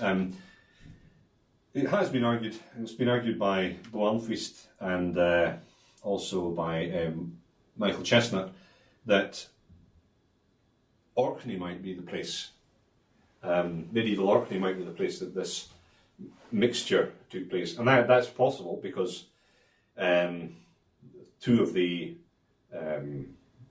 early great Jarls of Orkney, Sigurd the Stout and Thorfinn the Mighty, had Gaelic connections. Sigurdur married an Irish woman, and Thorfinn was brought up in the court of Malcolm Canmore, so they had Gaelic connections too. But I don't know, I think that somewhere where the Gaels and the Norse are in more intimate mixed connection, like the Hebrides or the Inner Hebrides might be even more suitable a place for this sort of thing to be going on. So perhaps this particular ballad is one of the only things we have left of what the mixed Gaelic Norse milieu of the Hebrides was like in the Norse period. And it's a pity, but until we can find some other things like that, it'll have to maybe stand on its own. But it's different again from the other ballads. See, it's different from the earlier ballads I was telling you. This is not suggesting that this is not describing the Lochlanaigh as otherworldly beings. This is a Lochlaner himself who is affected by an otherworldly being of a Gaelic sort. So it's more authentically what you might imagine would have been composed in a mixed cultural society. Okay, any comments on that? Okay. Well, so there's something. Hang on a second. This is for you, Ross, and your fascination with Heimdallr. Look up the connection between Heimdallr and Manannan Mach Lir. There is a lot of work being done on this, and there seems to be definitely a connection, and it might be that the ideas of Heimdallr actually come from this mixed milieu of Man and the Hebrides.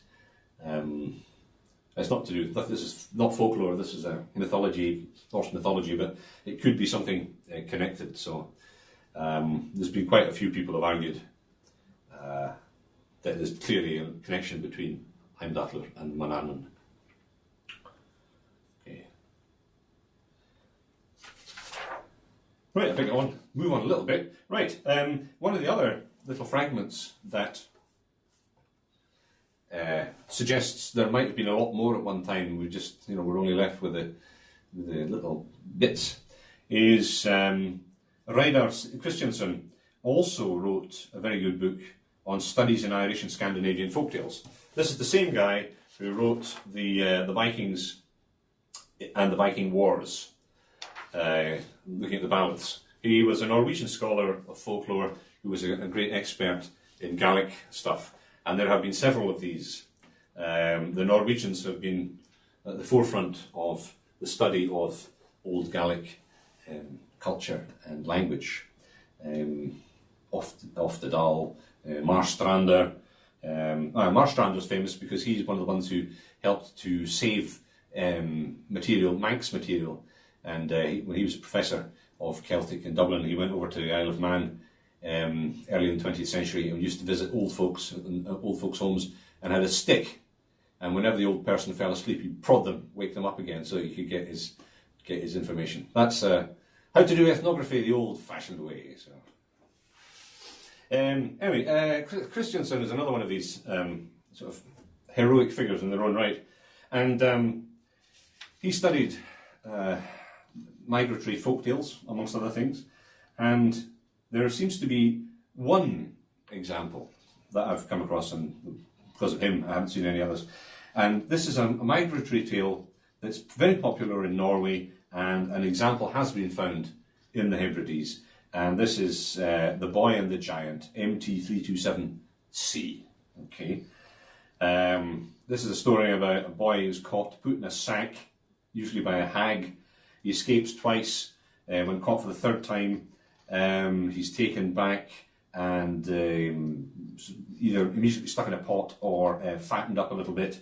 And then while he's in the pot, he says how nice and cosy it is and how nice it's lovely in here, and persuades the hag's daughter to come in, and she's cooked instead, and the hag and her husband eat the daughter, and then they're very annoyed to discover they've eaten their daughter, and then as they're coming rushing out of their house, the boy kills them by throwing things on their head.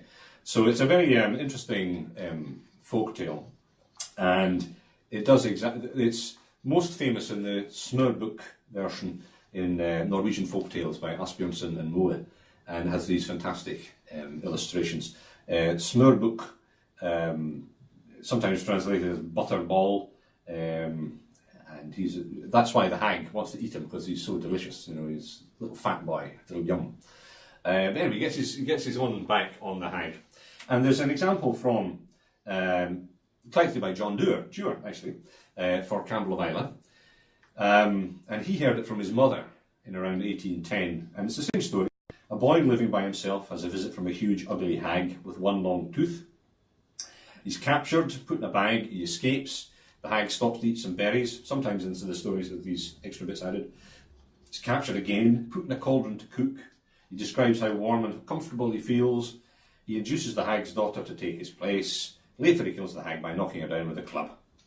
So it's the same story. It's not just a similar story. It's exactly the same story as turns up in over 25 different versions in Norway. It doesn't turn up much in Denmark and in Sweden.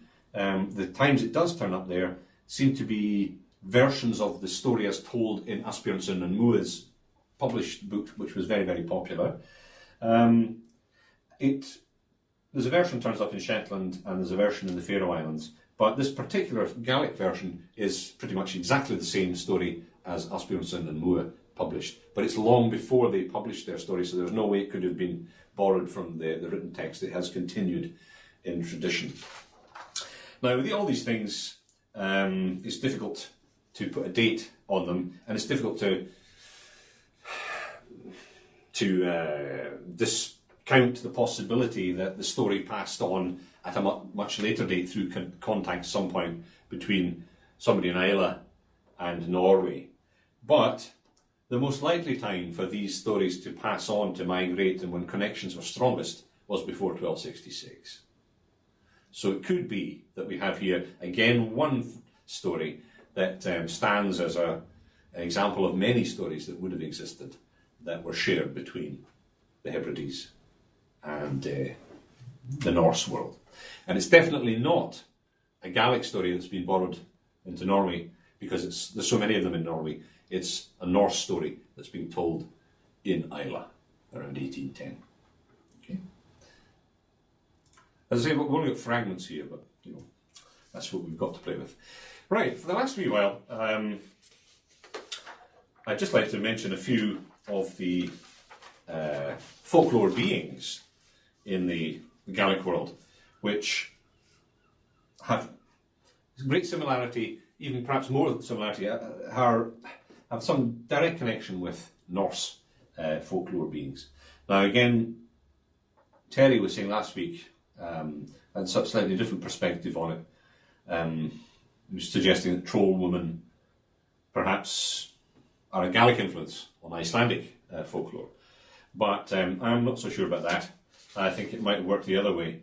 There's, in Old Norse, there's a giantess called the Gigur, who turns up in Old Norse mythology.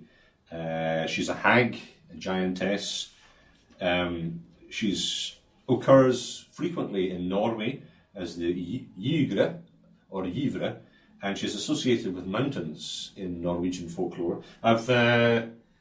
My paper on hags and monstrous women is available on VLE for you to read, so you get more detail on her there.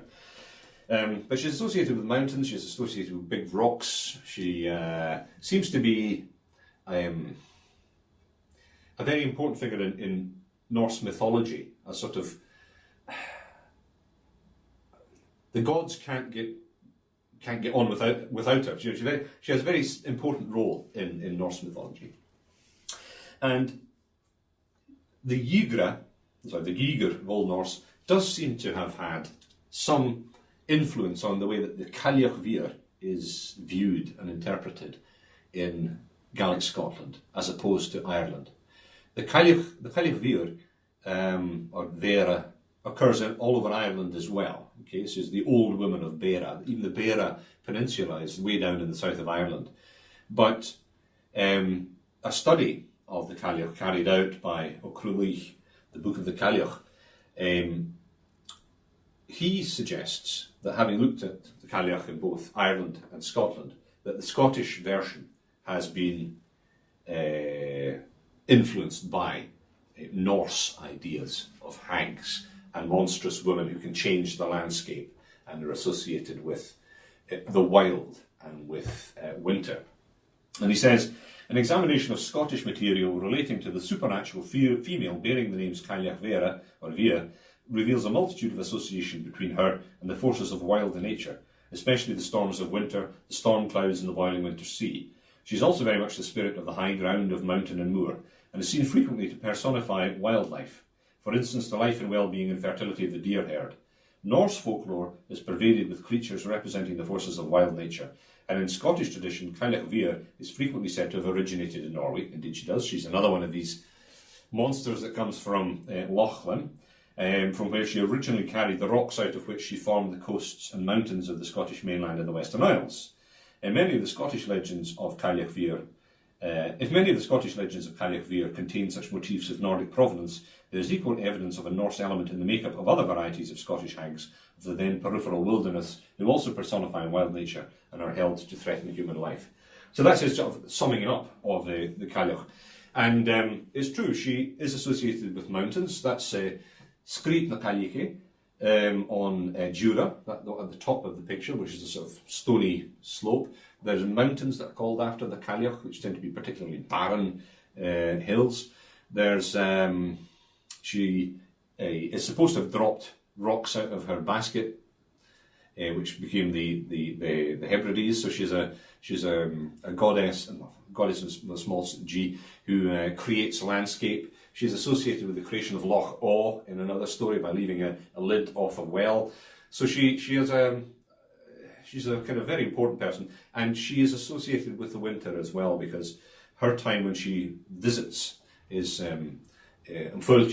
February, the wolf month. So she's associated with want and that problem when you have not enough to eat after you've eaten all your stores for the winter. So she's a frightening figure. But she's also associated with rocks as well. And the little thing down on the bottom right-hand side is a little shrine to the Cailleach and the Botach in Glenlyon, which is most strange. It's a very strange little place. And the bigger stone is the Cailleach, and the slightly smaller one is the Botach. So she, we can go into that a lot more. But if you look at the article, there's more information there. I think I've got more on the Giger. Yes, I think just a little bit more on the no, we'll leave that. So on the notes, I've got the Giger and Grula in Shetland as well. So we'll come to that in the notes, so you can have a look at that. The other hag, which we've mentioned already, which has a Norse connection, is the Mulljarstach, or the different pronunciation of the Mulljarstach. It's reasonably well founded that, in fact, this strange word is actually a bastardization of the Norse word Margigur, or Maurgigur, which means sea gigur, or sea hag. And she turns up in the 13th century King's Mirror, Conal Skugja, off the coast of Greenland, where she's described. She appears to have, another prodigy called Margigur has also been seen off the coast of Greenland. She appears to have the form of a woman from the waist upward, for she has large nipples on its breast like a woman, long hands and heavy hair, and its neck and head are formed in every respect like those of a human being. The monster is said to have large hands, and its fingers are not parted but bound together by a web, like that which joins the toes of waterfowls. Below the waistline, it has the shape of a fish, with scales and tails and fins, said to be to have this in common with the one mentioned before, which is another monster, that it rarely appears except before violent storms. Its behaviour is often somewhat like this. It will plunge into the waves and will always reappear with fish in its hands. And then it goes on. The monster is described as having a large and terrifying face, a long sloping forehead and wide brows, a large mouth and wrinkled cheeks. So a bit of a monstrous mermaid figure. And this is a picture from a 14th century Icelandic book of how a siren was viewed by the Icelanders, which effectively is the Maur Gígur. So the Mulljarstach, I described it before from the ballad, this monstrous hag sent from Lochlan, seems to be influenced by this Norse interpretation of what a sea hag or sea monster looked like. Okay. This particular one's got a beard, I'm sure you've noticed. Okay.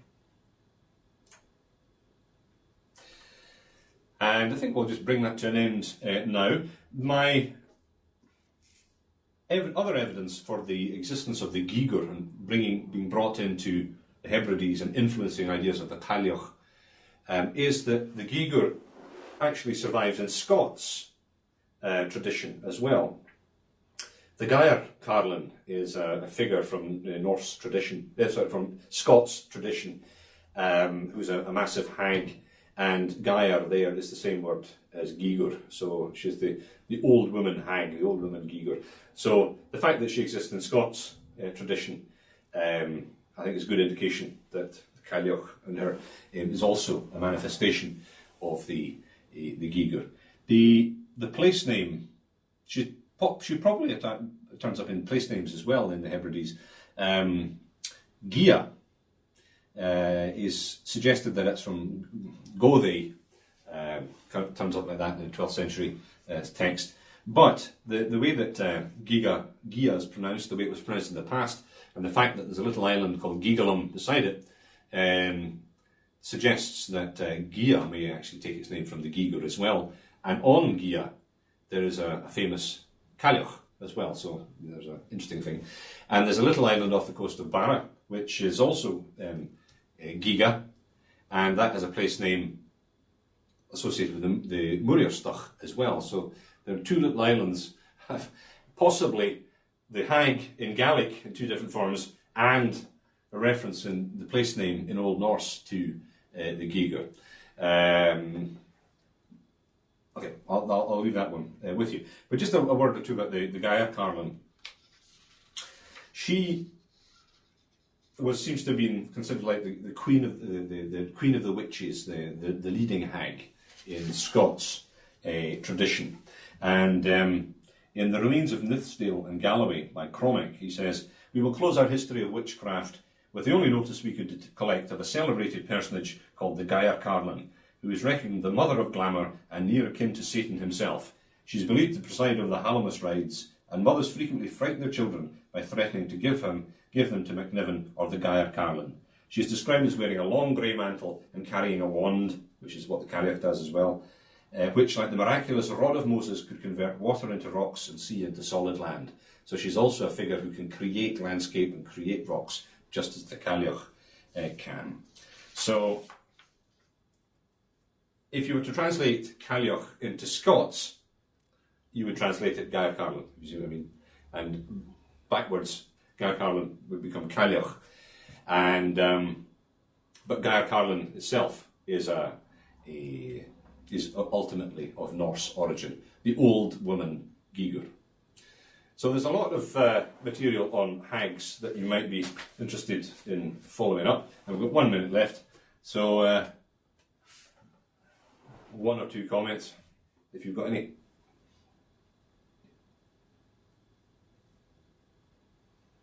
You say, why hags? I don't know. Why not? Hags are a common motif all over the place. In Russia, like Baba Yaga. And yep. They have a very important role. They are the frightening other, the dangerous manifestation of the wild, the dangerous things. Yeah. Okay then, folks. I'll see you anon.